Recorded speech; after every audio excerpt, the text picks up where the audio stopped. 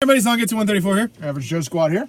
And welcome once again to another episode of Remember the Hyphen, the show where we look at comic books, movies, and everything in between. Happy Super Bowl Sunday, everybody.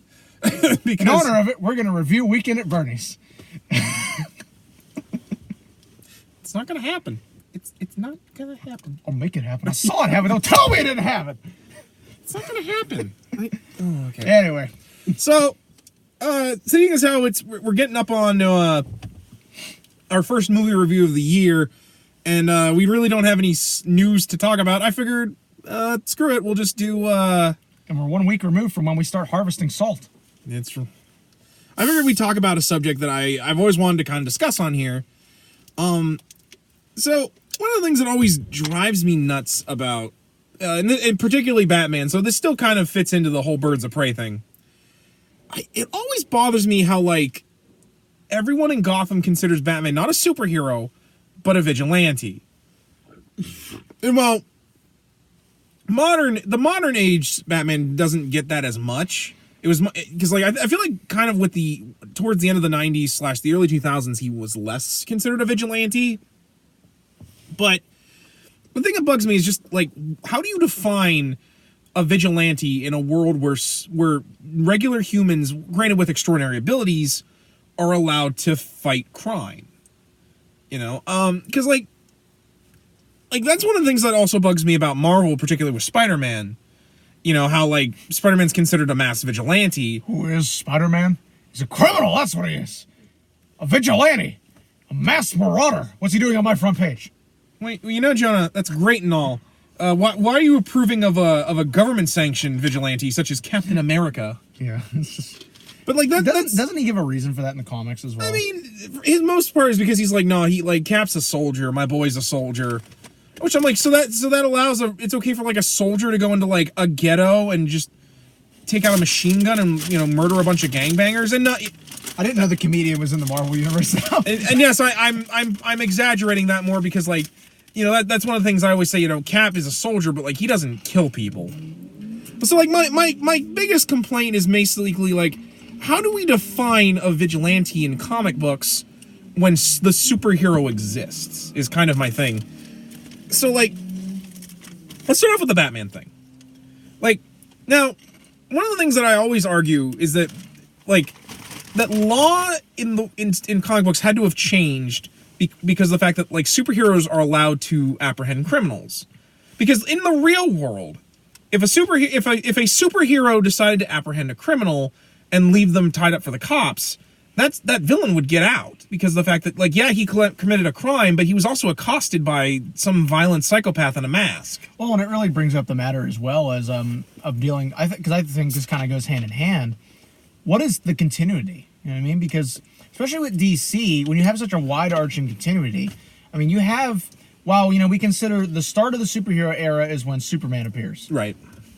We have characters and such that are kind of similar, set in eras prior to that point. Yeah. Like, you know, like Jonah Hex, the original Ghost Rider. The Justice Society before the Justice League. Yeah, so, like, what do you define as, when did this kind of come into effect? Yeah. Because I would actually consider that, like, kind of keeping in touch with how, you know, how most Westerns work. Yeah. For anything prior to when Superman starts, I would almost consider vigilante being the appropriate term, almost, because up to that point, you know, it kind of becomes a gray area. Yeah, it really does. And I mean, especially for characters that are, like, not superpowered, kind of like, any kind of like Vigilante or Shining Knight, kind of like something out of a Western almost. Yeah, that's kind of really the best example I can think of. Yeah. With that kind of stuff, I consider, okay, that's vigilanteism, you know, but it's a gray area because, as you said, you have, like, the Justice Society. Well, you have exceptions to that rule. Well, to be fair, the Justice Society, depending on how they were written, the Justice Society actually more fought in World War II than they actually did, like, domestic stuff. They were more warriors, like soldiers for World War II or, like, the Coast Guard. Yeah. So in that regard, they're almost like, it was almost like they were soldiers in World War II, depending on, because sometimes the JSA existed in the 40s. Sometimes the JSA are in their own alternate reality, and they were the Justice League of that world. It's kind of like how with Marvel you have the original Ghost Rider, you know, the one that was canceled in regards to the comic book scare from the 50s. that later came back, you know, and they've since addressed it. But it's kind of, it opens up an interesting thing, like, okay, and it's something I honestly think we don't think about a lot when it comes to comic books, is like, when did people get so accustomed to this idea of there being masked superheroes and costume crusaders going around and just it being a common thing? Because you got to think, at some point it wasn't a common idea. Because thankfully Marvel has more of their history condensed thanks to the fabulous book Marvels by Alex Ross and Mark Waid, I think. I think it is. But read Marvels. Marvels is amazing and gives you a great timeline of basically Marvel from the beginning of the 40s up until the late 60s, early 70s, because it ends around the time Gwen Stacy dies. So with Marvel, the first heroes really weren't heroes in a sense. The first guys you had were Namor and the original Human Torch. And they weren't really, I mean, to be fair though, both of those ended up much like Cap becoming soldiers in World War II with the Invaders, which included guys like the Wizard, Bucky, the Wizard. I don't remember all the Invaders, but you said the Wizard twice. I know that was because I don't remember every Wizard single. I guess he's a clone. Everything's better with clones. I guess Captain Britain, because I want to say Captain Britain also existed at that time, or a Captain Britain. Well, it would make sense given that with Captain Britain's weird because he's the Captain America of Britain, but he gets his powers from Excalibur. He literally is given magic powers from the sword Excalibur. Well, and this is a little bit off topic, but I know you probably haven't been keeping up with much with the Marvel What If series that's going to Disney Plus. One of the first ones they teased is Peggy Carter getting the super soldier serum and becoming kind of like Captain Britain in a sense. Yeah. Well, yeah. Well, that's pretty cool. Although to be fair, I would imagine them doing that just because it's a lot easier than saying, "Oh, Excalibur just exists." Yeah, but getting back to topic. But and to be fair, those heroes I can understand getting a pass because of the fact that they fought in World War II, and a lot of them, and not only that, they can't do anything to Namor because he's not technically a super villain in the traditional sense because of the fact that he's also the king of Atlantis. Yeah. And also, because that's how you can't say Doom is a supervillain because Doom is evil. Doom is Doom. But at the same time, we can't arrest him because he's, a dictator in a sense. Although depending on the continuity, sometimes he's not really that bad of a dictator. But inconsistencies. But you get comics. But I can forgive that kind of thing because to me I get why they're okay with these guys going above and beyond the law because they're heroes. Not superhero they're war heroes. They're guys that did their duty and and Cap, was frozen in an iceberg in a block of ice for 50, 60 years. A couple decades. But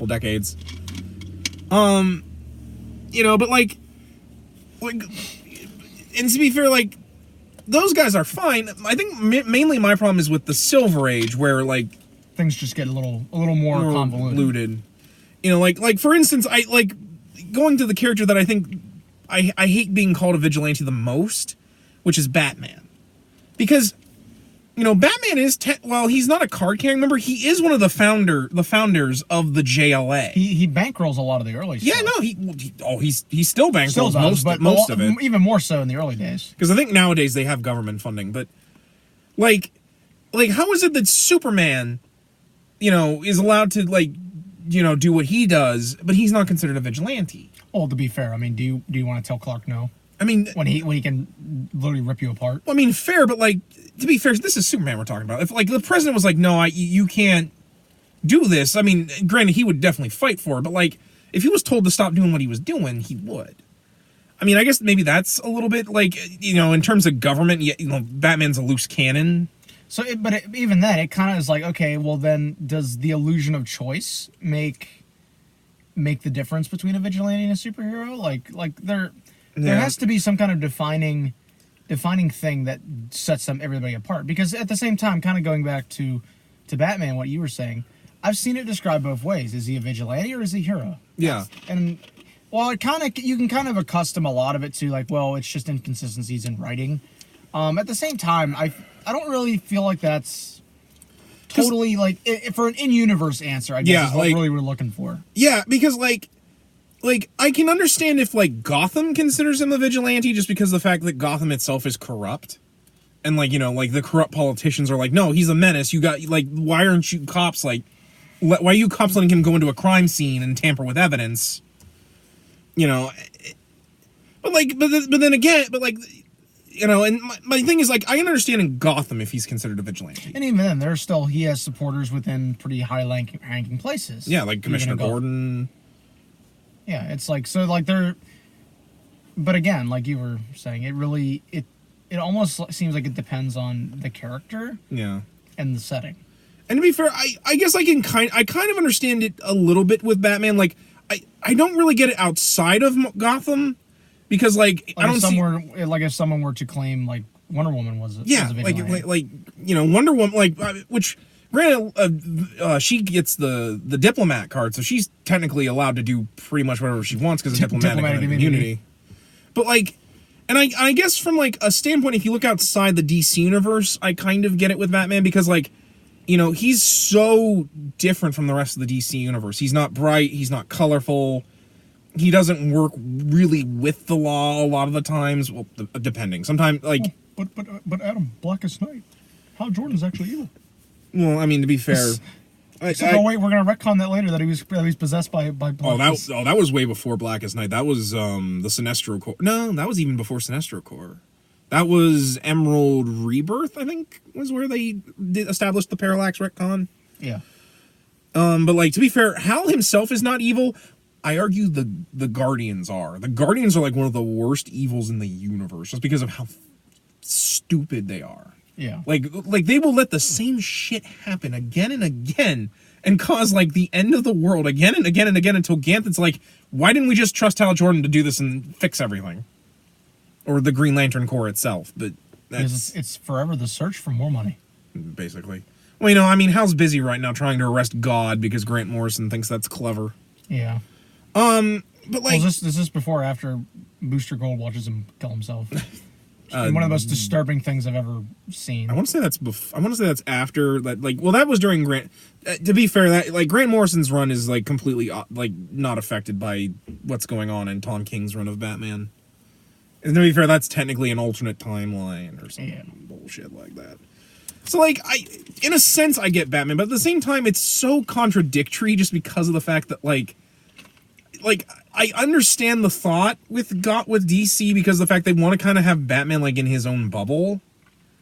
At the same time, though, when he's like a member of the JLA, even if he's not a card carrying, it's really weird how like it's kind of like a double standard. Yeah, like there's like a double standard to that, and it really annoys me because like, you know, if say Harley Quinn went legit, I get why she's considered a vigilante because she's a nutcase and no one can really ever trust her. But like, you know, and to be fair, like Batman's really the only character I would argue gets that, except maybe like Lobo. But even then, Lobo's like a space there's no law for him. He's just a bounty hunter. Yeah.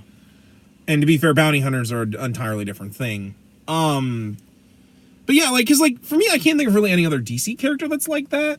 No, honestly, off the top of my head, I really can't think of any. Like I said, I feel like for DC, it just depends on the era we're looking at. If it's prior to Superman's introduction, I consider it a pretty gray area, even still. Yeah. But I feel like it's a little more clear cut. Yeah.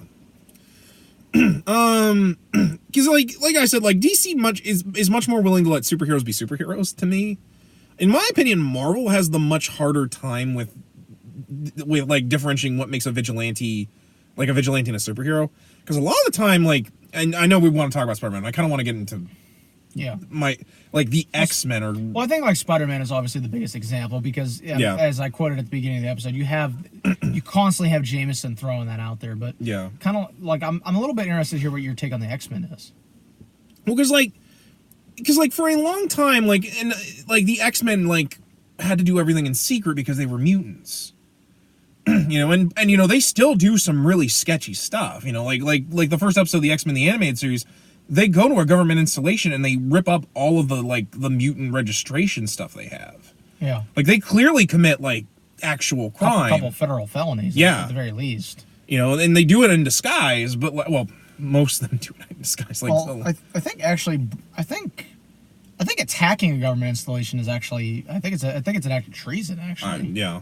depending on if I'm not at any point a law major. I never had the intelligence. But I think you get our idea. Like the basic point is they clearly commit crimes regardless of what whether or not we think they're federal or an act of treason, or if they're just or not. Or, yeah.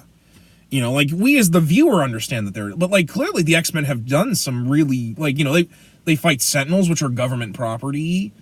They routinely destroy them as well. And depending on the continuity, Magneto has his own place for mutants, and occasionally they fight there and cause like global tension between like a sovereign nation and the United States. You know, like, and like I can kind of see why like they would be considered vigilantes. In much the same way, like I think, especially because I think Marvel has probably like the perfect vigilante, and I'm pretty sure you know who I'm talking about, the Punisher. Yeah. Because clearly he kills people, and to be honest, there's in no way, shape, or form is Frank a hero. Frank is a vigilante at the very primest example. Yeah, like at his noblest, he's a vigilante. I argue at his worst, he's a serial killer. Because like, I mean, you're not wrong. Like he's basically Lumberjack Dex. Well, then to kind of go along with Dexter. that, how would you consider kind of something a little connected to the Punisher TV show? How do you feel about Daredevil? It's a little more of a gray area. I do think Daredevil is a gray area because on the whole, Daredevil doesn't kill people. Like I think with Marvel, it's a little bit easier actually to define a vigilante. Kill equal vigilante, not kill equal like superhero, or even like not kill unless absolutely necessary. Kind of like what the Avengers are. Yeah. You know, because like the Daredevil to me, like especially because like I think the police pretty much allow him just because like even though I don't think he's an Avenger, Daredevil is at least good friends with Black Widow, several members of the Avengers. Well, and it's kind of like Spider-Man too, as well. You know, you never really see a lot of police interference anymore. In the early days, cops would be like, "Free Spider-Man," and Spider-Man would be like, "I just stopped the Rhino. I'm taking you in. I'm not coming back, Chief. I'll be here when you come back." Yeah, to be honest, I think honestly, and that's never a thing beyond the first movie. Yeah, because honestly, like I can understand why the Punisher and even the X-Men to an extent, because like you could argue the X-Men can sometimes look like terrorists, and I'm not saying they are. I'm just saying that appearances. Appearances. Like, because like after Onslaught, when the X-Men have to destroy Onslaught and the Avengers, like they were returned back to vigilante status. There was a long period of the 90s where the X-Men were given hero status. Yeah. Well, and then you have an example of like Carol Danvers, who's not only a superhero but an ex-Air Force officer. You know, so obviously there you go. There's some government connection there. So again, it kind of brings up there's obviously probably an example of a double standard within the Marvel universe. Oh yeah, especially with Captain America, who's a card-carrying member of the Avengers and S.H.I.E.L.D. Like, S.H.I.E.L.D. is basically allowed to have, like, a global superhero, like, army. And they're not even technically governed by the U.S. Yeah. Technically, S.H.I.E.L.D.'s its own thing, and it's, like, untouchable. Diplomatic immunity. Well, it's to an extent. I don't even know how to describe it, just because, like the movies try to imply that they really are controlled by the government. S.H.I.E.L.D. really isn't, though. Like, it started as a government thing, but, like... It evolved. Like, Nick has clearly, like... gotten power. Like he doesn't rule over anything, but like he clearly has like if he was given the signal, he would like eradicate every super being on the face of the planet. Because I think Marvel does have a much better definition just because of the fact that like it's they're clearly if you kill people, it's a lot more clear cut. Yeah, like because Spider-Man if he fights alongside with the Punisher, he's like, all right, Frank, I need your help. Like you can help me here, but once this is over, I'm taking you in. And then Spidey will be like, all right, Frank, it's time for you and I to, and then he'll be gone. Although there are times where I hate when they show the Punisher being able to handle guys like Spider-Man. I'm like, come on. Like I love Punisher. A great example you've told me about as well is Captain America and the Punisher teaming up in Civil War. Oh yeah. So back during Civil War, Cap was on the wrong side of the law. On the wrong side of the law. Implying that there's any true cut side to this Marvel Civil War. But basically, he was working with both like a lot of heroes that were anti-registration, but he was also working with like villains like the Thunderbolts and like the Punisher, like. And the Punisher was killing people. Oh yeah, he was still killing people at that point. Like, I mean, Cap tries to reel him in, but at the end of the day, the Punisher's like, no, this is how I do things. Which is, and what's kind of funny there is like the Punisher actually was kind of in the right, because he kills a bunch of the villains that are working with Cap, and then Cap tries to beat the shit out of him, but Punisher won't fight back, and Punisher's like Cap's like, why won't you fight back? And Punisher's like, never you. Because like one of the few things that I actually love about the Punisher is that he's actually if anyone loves Captain America, it's the Punisher, because like Cap is like the reason he went to like Vietnam. Which is kind of funny because I think the Punisher is like one of the few Marvel heroes allowed to age, because I think he always has fought in Vietnam. Oh, it's kind of like the other one that stands out to me is Logan. That's just because Logan's been alive for so long, at least 2 centuries. There's another character that like how can you how do we because sometimes he's in a member. I'm Canadian. Well, yeah, he can get away with that, but because Wolverine, one of his taglines is, "I'm the best at what there is and what I do, and what I do isn't nice," and that's killing people. Of course, then again, Wolverine acts like he has this big kill count, and it's debatable how many people you've actually killed. It's because they sometimes they play him up like being this lethal monster, and sometimes he's not. Well, it's kind of like I feel like they've done that a lot with Magneto. Oh yeah, he's either a terrorist or he's Malcolm X, more or less. Yeah, which is again another gray area right there. Which because to be fair, like I said, the trying to separate the line, in my opinion, is very hard. But like I said, I think Marvel has it much better than say DC, just because DC doesn't really do grayer heroes to an extent. I mean, nowadays they do, but it's still not nearly as much as Marvel, in my opinion. Yeah. So I guess we might as well get into Spider-Man if you really want to talk about, because I find it really frustrating, just because they want him to be such a loner, but at the same time they still make him a member of the Avengers. Yeah, and not only that, he hangs out with the Fantastic Four. He's taught at Xavier School for the Gifted as a substitute teacher. He's hung out with Cap. Once helped a bunch of school teachers use office supplies to defeat Dr. Doom. Yeah, for Spider-Man, I think it's especially a little more clear cut, because honestly, it seems like anytime they throw the vigilante thing around, it's like, okay, what's the source of what Daily Bugle article are we going with today? You know what I mean?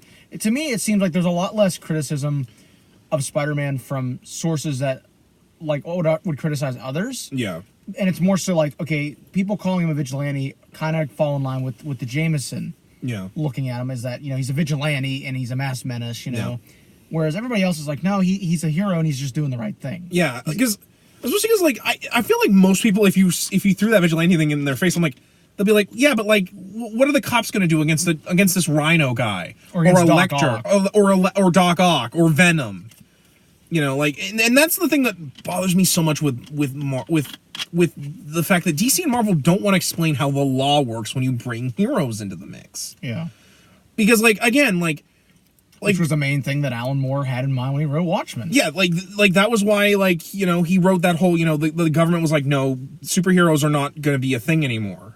With the exceptions of the Comedian and Dr. Manhattan, because they are. Because how are you going to stop Dr. Manhattan? Well, A, you can't not sanction, but B, because the more important one is they ended Vietnam for them, so they're government sponsored employees basically. Yeah.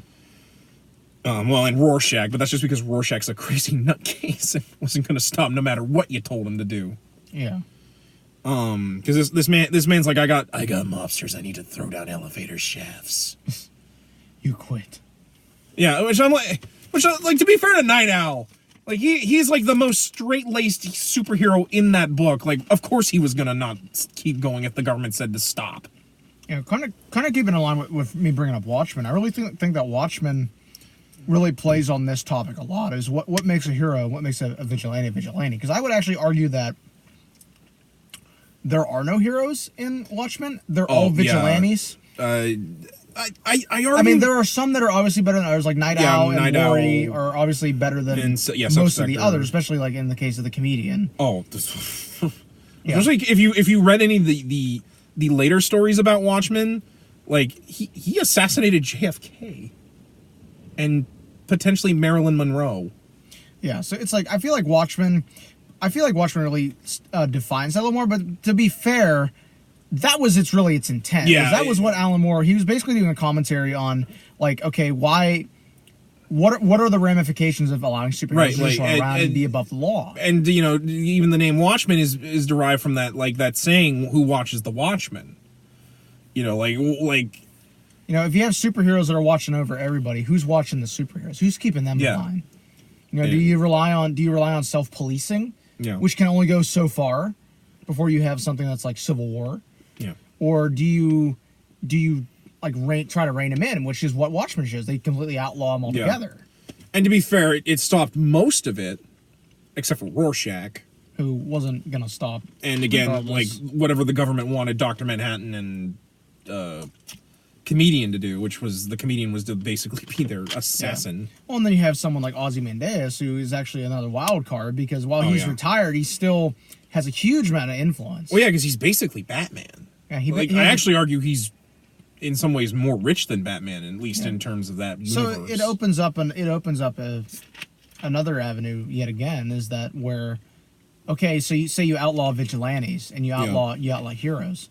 What happens when they use the influence they already gained from doing that, and they evolve it to where you still have the fundamental problem of they have a lot of influence, like Ozzy does in Watchmen.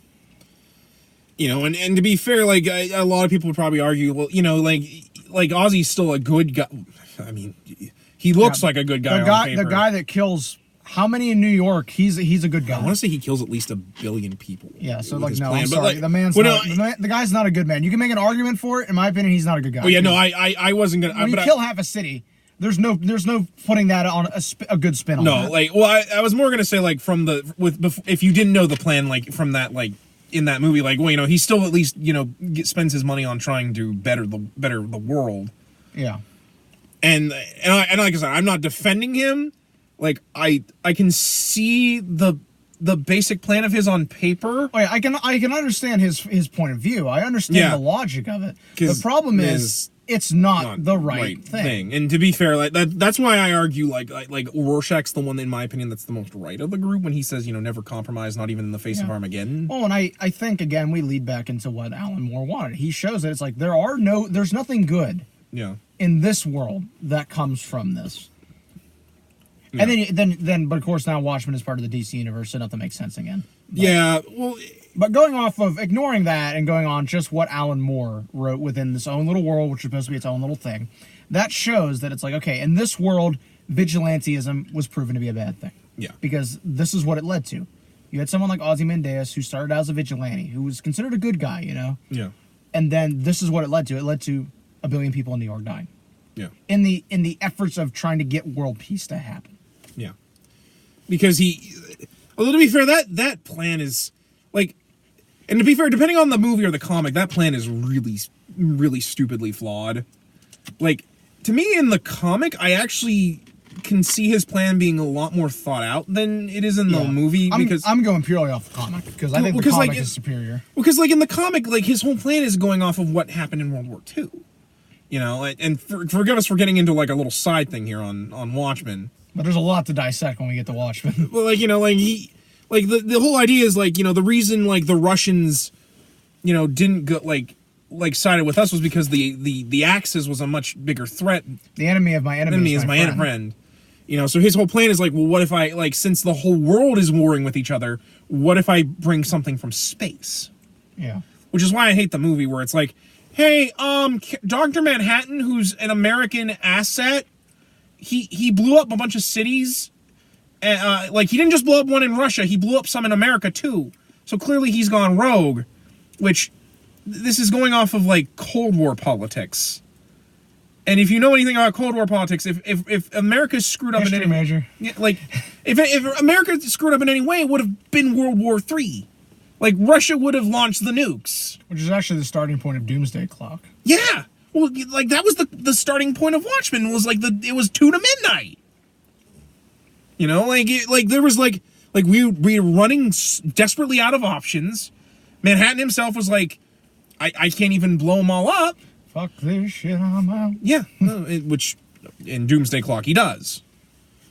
You know, but like, yeah, like, to be honest, I do agree that I think that was, in that world, that was the most logical thing for them to do, was to try and curve it. Although, like you said, there were ramifications of that. And the means to the end were not entirely sound. But, you know, that you know, and to be fair, like, that's going again, you know, with the whole idea that's, you know, like, you can't completely go with how humans act. Yeah. You know, like, and to be fair, like, Ozymandias's thought processes are just weird in that, just because he's like, well, the comedian said, and I'm like, because, like, that's one of the other things that bothers me about that book, is, like, they try to point out that the comedian is, like, let's get off the topic of discussing. I mean, we could have our own video dedicated to Watchmen. One of the, yeah, because, like, there's a lot of topics. There's a lot of topics to dissect to that. But again, I feel like out of either, because I kind of consider Watchmen, again, even though it's its own thing, it's connected to DC. To me, that's probably the biggest example of DC just being a little clear cut with, okay, this is what a vigilante is. And in Watchmen's case, there are no superheroes. Yeah. There's so not any superheroes. Yeah. But again, with that being its own little thing, that still leaves the question to, okay, well then what about the rest of the DC universe? And we're right back kind of basically at square one. Yeah, like DC, it's so hard to, like, try and for me, because, like, Batman doesn't do anything that any of the other DC heroes, like, he doesn't kill. Like, they play more that his methods are worse, and I'm like, what? Like, that he's doing guerrilla tactics? That he's a detective, and he's, like, using shadows and stuff, and he's not totally open with his identity. Like, Superman's not open with his identity. Like, Superman has a secret identity until Grant Morrison or Jeff Johns. Brian Michael Bendis, actually. Oh, it's Bendis? Yeah. I don't know why. I always get Johns and Bendis confused. To be fair, like, Johns, like, you get, like Johns... the only thing with Bendis I've ever read is Ultimate Spider-Man. I don't know what happened. Like, Bendis, after, 2009, is not good. Probably the well ran dry. More or less. And even then... if something is good or not, I would actually argue is a little bit subjective. Like, Bendis' Ultimate Spider-Man is great. If he writes regular Spider-Man, it's terrible. Like, his Spider-Man is, like, obnoxious. He does not shut up. And, like, I love Spider-Man, but, Spidey knows when to shut up. When to shut up. Because, like, there are multiple times where, like, Luke Cage almost kicks his ass. Particularly when Spidey finds out him and Jessica went to high school and Jessica had a thing for Peter back in high school. Like, there's literally a scene on the plane where like, and it's supposed to be played as, like, Peter's nervous and trying to, like, you know, like, ease the tension between him and Luke. Now, a good written Spidey would have been like, just so we're clear, Luke, I don't got anything with Jessica. I'm happily married. You're happily married. And the only swinging I do is web swinging. And Luke would find that funny. Here he's like, you know, I just want to say, me and Jessica, we're never a thing. I never slept with your wife. I never even thought about it. And, like, he just keeps going. Like, and I'm like, dude, you're making it worse. Just stop. I don't even know why Luke is bothered, because, like, Luke is, like, 6 foot, ripped. Any woman would want him. Could rip you in half, Bane style. And I love Spidey, but the only thing going for him between the two is that he's got a great ass. You know, because I say that because Marvel, and technically Spider-Man is, like, the best ass in the Marvel universe. Like, him and Dick Grayson should have an ass off. What's that? Mary Jane Watson has liked the video. What's this? Like, Spider-Gwen and Gwenpool have also liked this video? What? Oh, we got a dislike. That's from Mayday. Sorry, May. I didn't mean to gross you out about your dad. Anyway, but I would actually argue, kind of like what we were saying, I feel like with DC, it's less of a clear-cut answer because they've never really tried to define it, whereas Marvel has kind of dabbled with it here and there. And I think Marvel has basically just settled on, like you and I have stated, is that, you know, it's like, if you kill, you're not... Kill equal bad. Yeah, kill equal bad. Unless it's an absolute last resort. Yeah, like, because, like, you know, if the Avengers, like, killed a villain, no one's gonna, like, because it's gonna be someone like Kang the Conqueror or Thanos. No one's gonna feel bad if the Avengers killed Thanos. Oh, but they killed Grimace.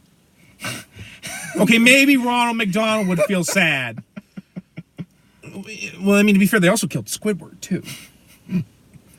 Party's over, Squidward. Earth's closed. But anyway, Yeah, I really feel like that's probably just the ultimate answer. Is that DC? We have a less cut answer with DC because DC's never made an attempt to define it and coherent. Yeah, and Marvel has at least come out and done it.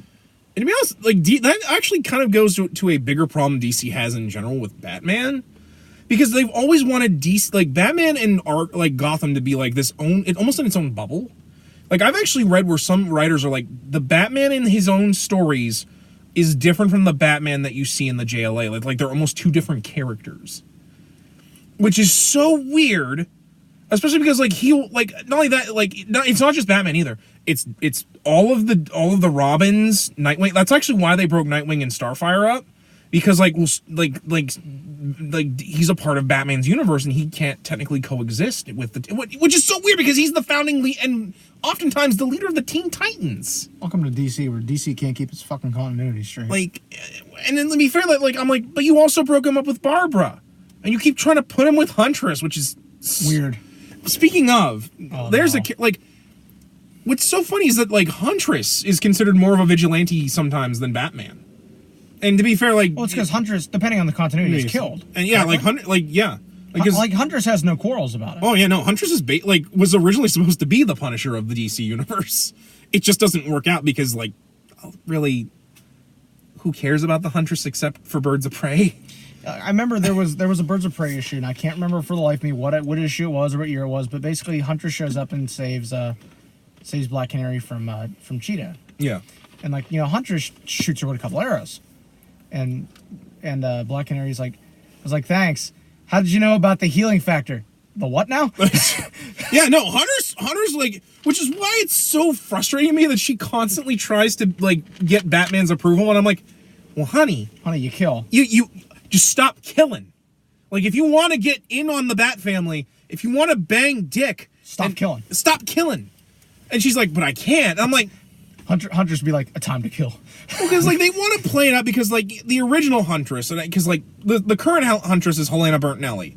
The original Huntress was the daughter. Yeah, Helena Wayne, the daughter of Catwoman and Batman of the Golden Age, who were dead later on. In that series. And Huntress herself is kind of weird because technically Bertinelli's the same Huntress, but it's because like the shit with Infinite Crisis on Infinite Earths, which is like, we're not going to try and dissect that because it's too much bullshit. That'll be its own episode. Wow, should we try to dissect Crisis on Infinite Earths? That'd be like trying to comic, not the TV special, because I haven't watched any of that yet. Yeah, I haven't either. I've seen clips of it, particularly the stuff with Conroy. We know they're going to put it on a DVD or a Blu-ray combo at some point. Let's be honest. Yeah, to be honest, when it does come out, we'll have to try and watch it because I would like to talk about Crisis. What's that? Colton's got to binge 4 or 5 seasons of Supergirl to get caught up. Okay. You know, that was one of the things that like got Batwoman in trouble with most of the Bat family, was because she like tried to kill somebody. And even because Cassandra Cain, who in my opinion actually follows the no-kill rule more than Batman himself, literally rips the bat symbol off her chest because she's like, you know, wear this because this symbol means something. You know, like when Dick became a secret agent with Hypnos, I think was it, whatever Huntress's bullshit, I don't know, bullshit spy group was. It's not my area of expertise. Like, Helena was like, because like him and Helena once again were banging because DC cannot stop with putting Huntress and Dick together, even though there's no, like, because like there's What's that? DC is a shipping whore. Well, because there's no end to it because Dick is is the golden child of Batman's children. Yeah. So he's very much, we don't kill, except that one time when he thought he killed Blockbuster with Tarantula or whatever her name was, because for some reason he constantly keeps dating women that like have this thing about killing people. And Tarantula was messed up anyways because she technically raped Nightwing in that. But the less said about that, the better. Yeah. Because like even DC is like, it wasn't really. It was more they were emotionally raw, and I'm like, just I'm good. Stop with that. But I really think that I've kind of gave all my thoughts on this, honestly, is that I feel like with DC it's less clear-cut because they've never made an attempt really to define it. Watchmen being the exception, but then again that was originally Alan Moore's own creation. That was a Vertigo thing. But whereas Marvel has, they've kind of kind of continuing a trend of Marvel perfecting a lot of the stuff that makes DC problematic, whether or not it was by design or not. Yeah. Marvel has really just addressed a lot of these issues and has made it at least a little more clear cut. I mean, there's obviously some exceptions to the rules. There will always be gray areas with either side, but I feel like Marvel really does a better job at keeping what makes a vigilante and what makes a superhero. Whereas DC, again, it's all kinds of screwed up. Yeah. You know, I'm kind of glad you brought up Daredevil because I never thought about that. Because, like, I think the reason they don't worry about Daredevil is because technically he's fighting the Mafia. Yeah. Like, and to be fair, like he fights the Kingpin, and the Kingpin's like untouchable because of like. It's basically the Dawn. Yeah.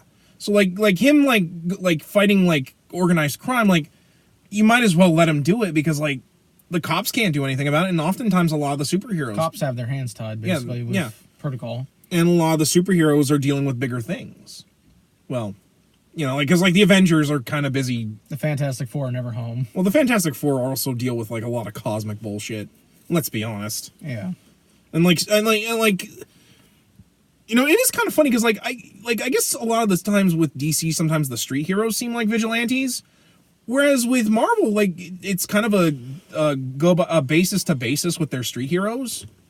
I mean, obviously, you know, Deadpool or not Deadpool. Deadpool's a mercenary, so he's kind of a different beast, different category altogether. Yeah, because like, and to be fair, like Deadpool doesn't kill good people for the most part, you know, unless they really pay him. Well, actually, no. He's actually pretty down for like, oh, you tricked me. Well, I got to kill you now. I'll do it for pro bono. But because I like Daredevil, I kind of get like why they don't consider him a vigilante for the most part. I think there are some cops that are like he's a vigilante. You know, he beats up street thugs and gangbangers, and you know he let Mysterio die. He let Mysterio put a gun to his fishbowl and kill himself. Except I totally knew he wasn't dead. It's Mysterio. Well, because Mysterio's a hero. He's the hero we all need. Actually, you know, I just thought of another thing we could talk about. Green Arrow versus Batman.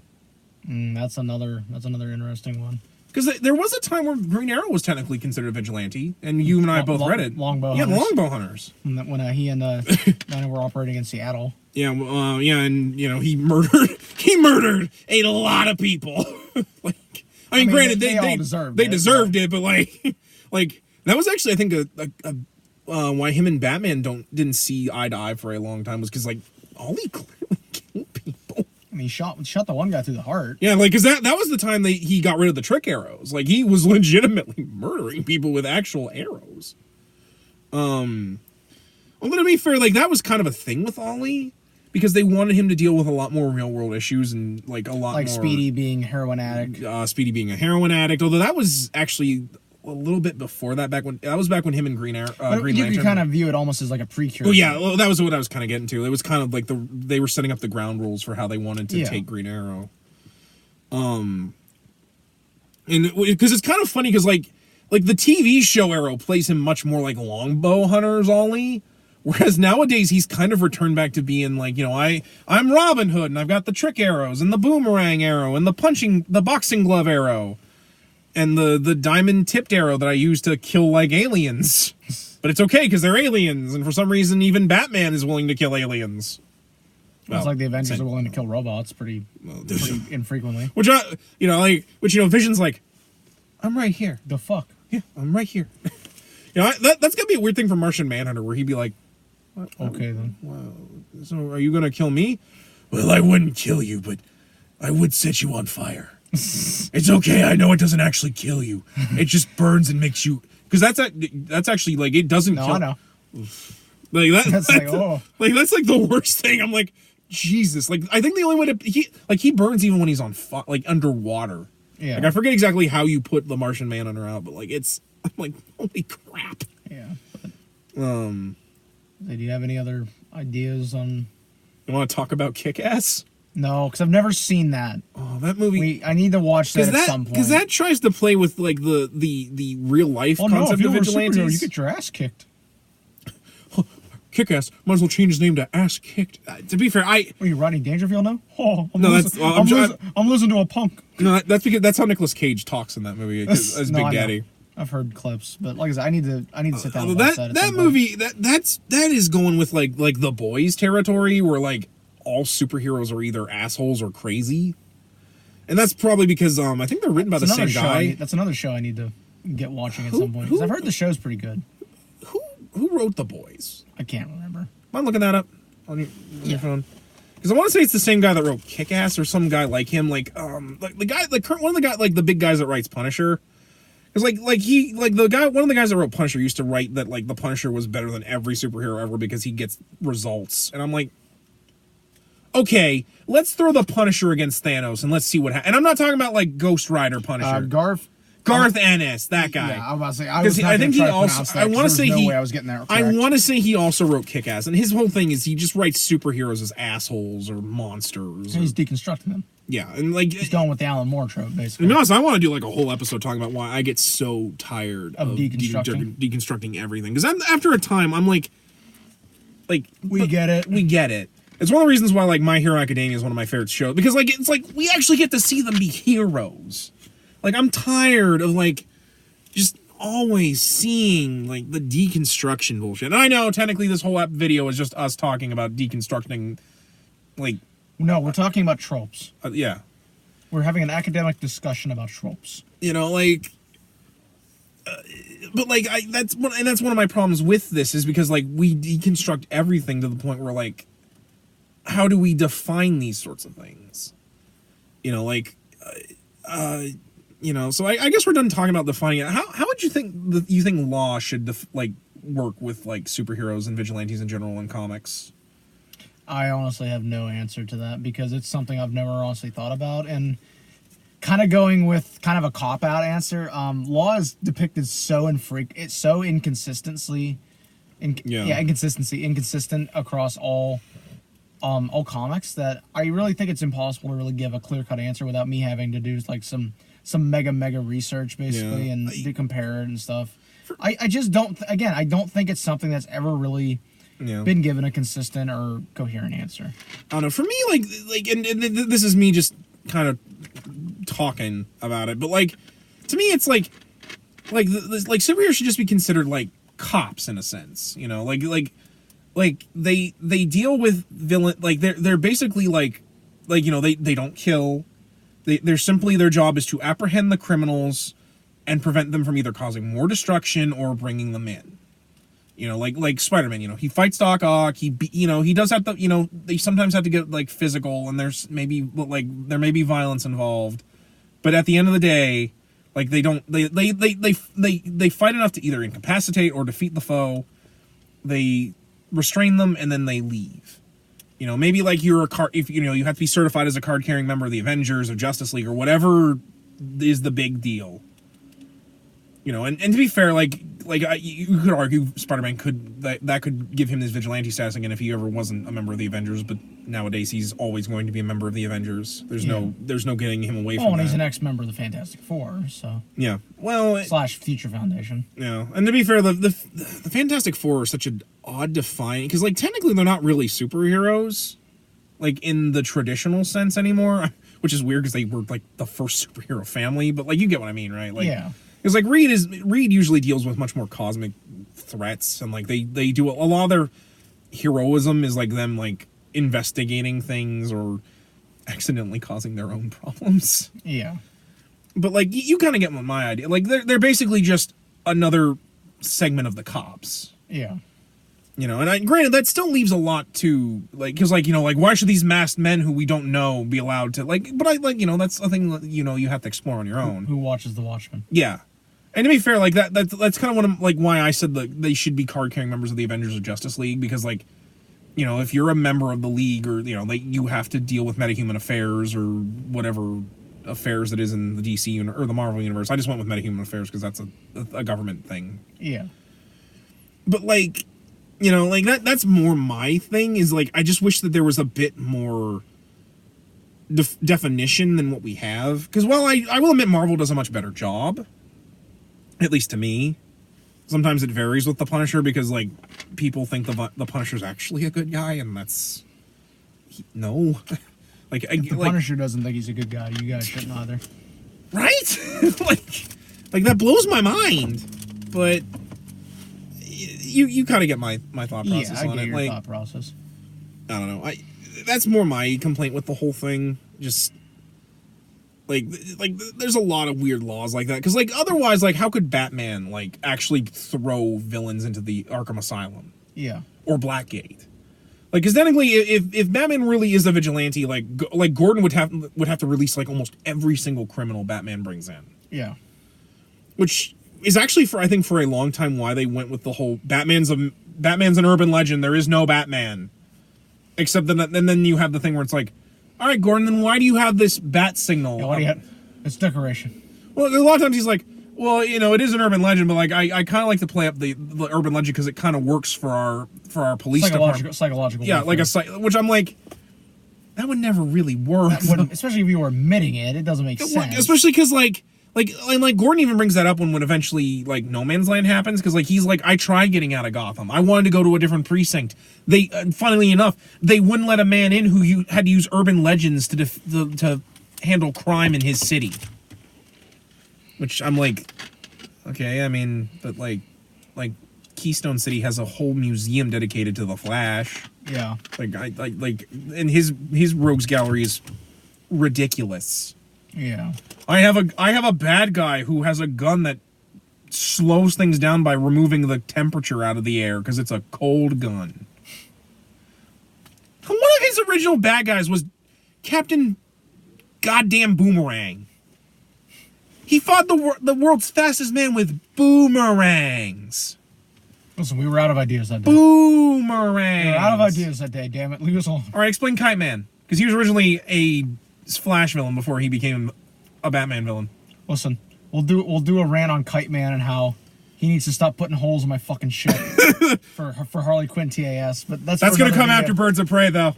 And once we actually watch the whole show, because it's still going. Once they release the last couple episodes, because we're actually really caught up on that, honestly. And I'm enjoying that show. Yeah, no, I especially, well, we're gonna need to be diving into that again after Birds of Prey. Well, we won't give all our thoughts on that, but I will admit, like after the first episode, which was kind of rocky for me, I actually thought the whole series has gotten a lot better, and I think it's gotten better like episode to episode, really. Yeah, but unless you've got any other thoughts, I think we've really I think we kind of. Everything. Let's see how much time we had on here.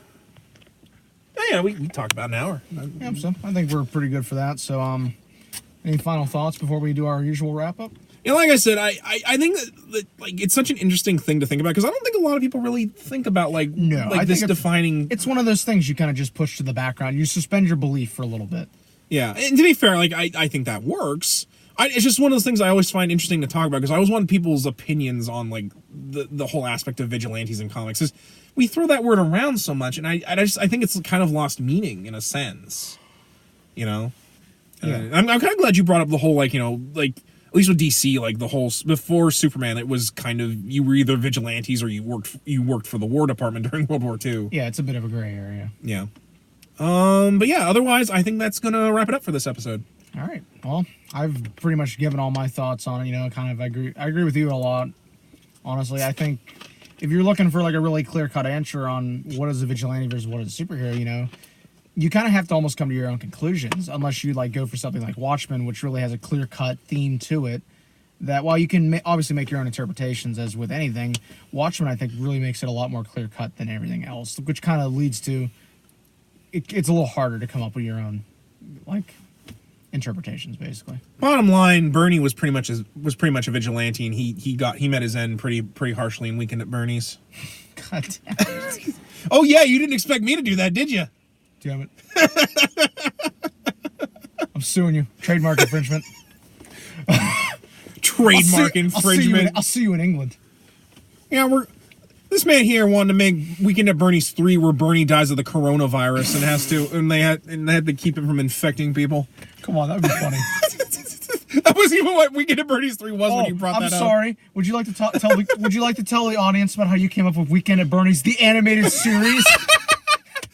Oh, one of these days we should do a video where we talk about like ideas for R-rated films to be made into animated TV shows. Remember the Hyphen comes up with stupid shit.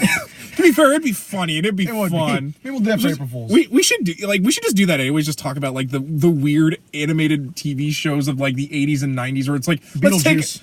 Like, they were gonna make an Alien cartoon. They were legitimately gonna make an Oh, no, Alien there's action Saturday figures for it. But anyway, guys, Guys, that's going to do good. it for this episode. As usual, I'm Average Joe Squad. And I'm Zongetsu 134. And as always, we ask you to remember the hyphen. Take care.